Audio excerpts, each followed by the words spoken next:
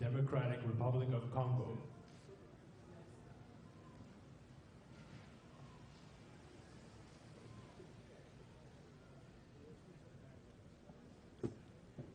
His Excellency Joseph Kabila Kabange, President of the Democratic Republic of the Congo.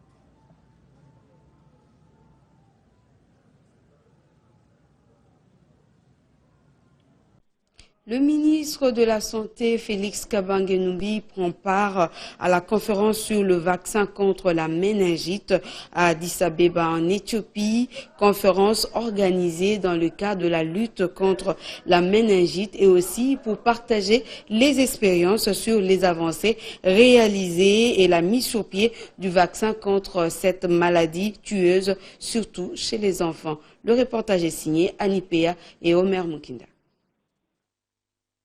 La République démocratique du Congo figure parmi les pays qui ont su maîtriser la méningite. Le ministre de la Santé publique, Félix Kabange Numbi, qui a dans sa suite le directeur adjoint du programme élargi de vaccination, partage cette expérience à Addis Abeba dans cette conférence sur le vaccin contre la méningite. Cet échange d'expérience à ces travaux ouverts par la directrice régionale de l'Organisation mondiale de la santé pour l'Afrique consiste également au partage d'informations sur les avancées quant à la mise sur pied d'un meilleur vaccin contre la méningite. Pour Félix Kabange Numbi, c'est une rencontre d'une haute importance car elle vient enrichir l'expérience de la République démocratique du Congo.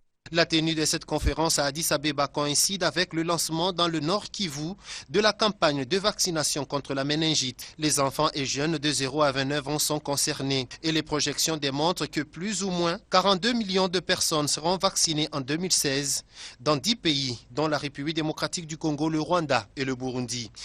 C'est un projet très important pour la RDC parce que je vous informe qu'aujourd'hui, en cette date du 23 février 2016, la RDC vient de lancer sa campagne de vaccination au nord et au sud Kivu sur la méningite. Un accent particulier a été mis sur la communication de proximité, une technique que le ministre Kabange Numbi promet en vue de mener à bien son action contre la méningite en République démocratique du Congo.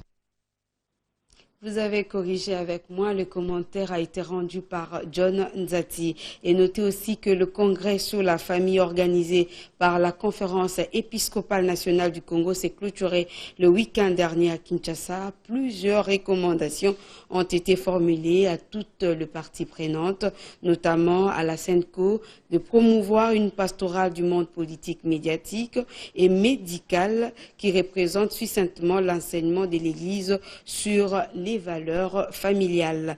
C'est au cours d'une messe d'envoi en mission présidée par son éminence le cardinal Laurent Mosengo Passigna. Mami Matone nous en parle. 4 jours ont permis aux participants venus des différents diocèses du pays d'analyser la situation des familles et de formuler des recommandations à toutes les parties prenantes afin de faire de la famille le berceau d'amour et de vie. À la seconde, promouvoir une pastorale du monde politique, juridique, médiatique et médical qui présente tout simplement l'enseignement de l'Église sur les valeurs familiales à l'État congolais. 1. Veiller à la dignité du mariage comme union entre un homme et une femme et ne pas céder aux pressions idéologiques du mariage pour tous. 2. Donner les moyens économiques et financiers aux parents afin qu'ils éduquent leurs enfants conformément aux valeurs familiales africaines. Insérer dans les programmes scolaires la formation sur l'usage des médias. 7. Associer les confessions religieuses à la conception, à l'élaboration des programmes et des manuels scolaires. Et 8.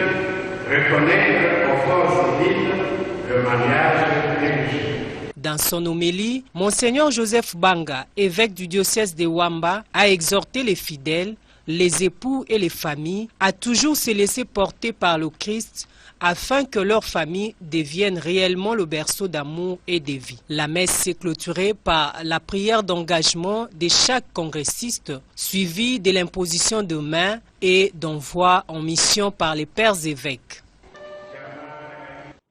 Rendons-nous directement dans la province de la Mongala où la révolution de la modernité, bientôt, ça sera visible dans la ville de Lissala, chef-lieu. La voirie urbaine va revêtir sa belle robe grâce aux travaux que viennent de lancer le commissaire spécial de la Mongala, Marceline Mondjiba. Une autre grande réalisation de haute portée, c'est la remise en état du bac Lissala qui va désormais desservir Lissala à Bongandanga. Omer Mukinda nous en parle. Bientôt, la voirie urbaine de Lissala dans la Mongala sera réhabilitée. Le commissaire spécial de la Mongala, Marceline Mondjiba, accompagné son adjoint en charge de l'Ecofidé, Michael Sakombi, vient lancer les travaux pour sa modernisation sous les acclamations de la population venue en masse assister à cette cérémonie. Tout commence par la coupure du ruban symbolique. Sur un caterpillar, le commissaire spécial de la Mongala donne le go des travaux qui consistent à redorer l'image de la voirie de la ville de Lissala menacée par des têtes d'érosion. Pour Marceline Mondjiba, la vision du chef de l'État doit être matérialisée dans sa province. L'aménagement de notre province, de notre territoire, vraiment c'est un grand défi. Et je suis sûr que le gouvernement doit en être fier, le gouvernement central. Et même le chef de l'État doit en être fier. Le cortège du commissaire spécial a pris ensuite la direction du port de Lissala. Ici, l'événement est de taille. Devant une foule compacte amassée le long du port, Marceline Mondjiba vient remettre en marche les bacs Lissala remis en état siphon propre du gouvernement provincial. Les deux commissaires spéciaux à bord ont effectué une randonnée fluviale. La remise en marche de ces bacs est salvatrice pour la population de Bongandanga, martèle le commissaire spécial. Depuis un certain nombre d'années, il était difficile pour la population de Lissala de traverser vers Bongandanga. Aujourd'hui, l'exécutif provincial met à la disposition de cette population ces bacs qui vont leur permettre de se déplacer et c'est un soulagement pour la population. La population de Lissala a profité de la présence du commissaire spécial pour solliciter la baisse du prix d'un bidon d'eau de 25 litres qui revient à 250 francs congolais. Marceline Mondjiba a promis son implication. La population a toujours réclamé la baisse de prix de l'eau, ce qui va être fait dans la suite des temps. La Direction générale de douane et assises Nord Kivu a procédé à la clôture de travaux de restitution de l'atelier de l'Organisation mondiale de douane OMD sur les règles d'origine COMESA. Et les agents et cadres sont suffisamment outillés à présent, comme nous le précise Hortense Tabakou. C'est le directeur provincial de la DGDA Nord Kivu qui a déclaré close la restitution de l'atelier de l'Organisation mondiale en douane OMD sur les règles d'origine du COMESA. Benoît Nyanda Malanda estime que ces agents sélectionnés sont capables d'appliquer ces règles d'origine du COMESA qui, du reste, sont bénéfiques aux populations et opérateurs économiques. Effectivement, les opérateurs économiques, dans la mesure où si hier, ils payaient un taux quelconque de douane d'entrée sur un produit d'origine comme ça, demain, ils ne vont pas payer ces taux-là, ils vont payer un taux inférieur. Donc ça va réduire le coût de ces produits-là. Et donc le prix sur le marché également va baisser. Tout en remerciant leur direction générale, les apprenants, eux, ont formulé des recommandations, entre autres, l'organisation d'autres ateliers sur des nouveaux accords, la construction des infrastructures comme les entrepôts, aussi l'insertion des règles d'origine dans le programme de formation de la section douane de l'École nationale des finances. Pour la direction générale de tarification, la DGDA comptera désormais sur ses apprenants.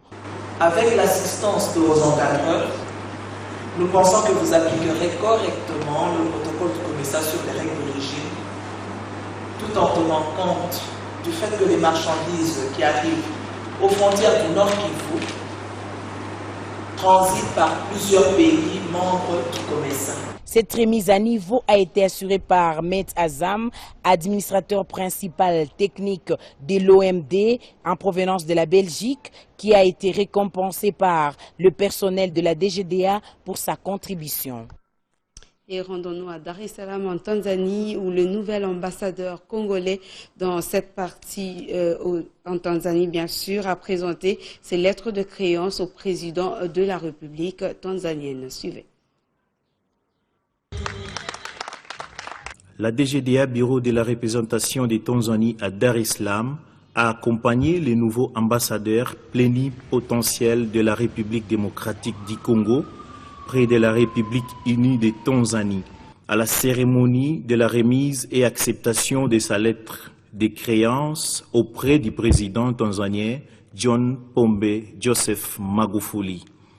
Après la présidence, l'ambassadeur Jean-Pierre Mutamba s'est rendu directement à l'ambassade de la République démocratique du Congo en Tanzanie où toutes les couches de la communauté congolaise étaient présentes pour l'accueillir.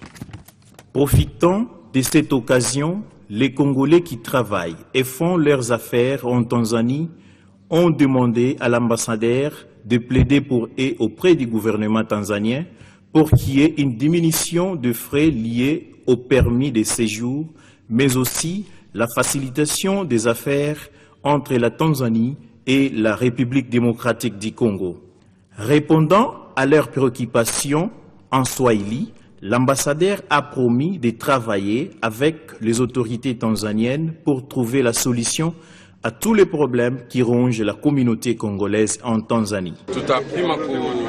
Tunasikia watu wanasema kuna mashida, kuna matatizo, tutatafuta na serikali ya hapa tuzungumze vizuri namna gani tunaweza kutengeneza kushirikiana kutokea biashara na mambo mbalimbali.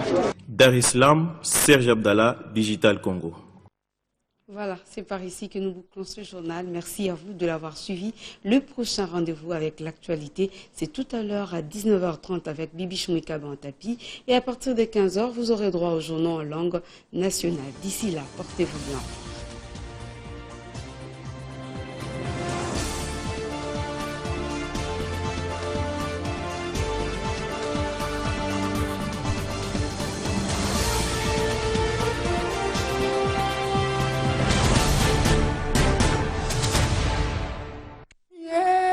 Ce journal vous a été offert par RTL.